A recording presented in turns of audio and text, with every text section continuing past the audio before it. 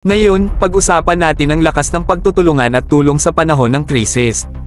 Isipin mo ito, ang mga baha at landslides ay nagdulot ng pinsala sa Mindanao, na nag-iiwan ng mga komunidad na nangangailangan ng agarang tulong. Ngunit huwag mag-alala, dahil nandito ang ating mga kaibigan upang magbigay ng tulong in kamay. Ang US Marine Corps ay nagpadala hindi lang isa, kundi dalawang C-130J Super Hercules Transport Aircraft sa Mindanao, sama-sama sa mga ahensya tulad ng DND Civil Defense, DSWD, at USAID upang palakasin ang mga pagsisikap sa pagtulong sa buong isla. Ito ang tinatawag na tunay na pagkakaisa.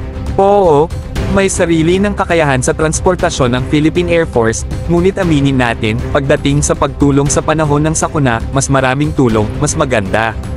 Ang dagdag na tulong mula sa ating mga kaalyado at kasosyo ay nangangahulugang mas maraming ayuda at mas mabilis na paghahatid ng mga pangunahing kagamitan sa mga nangangailangan.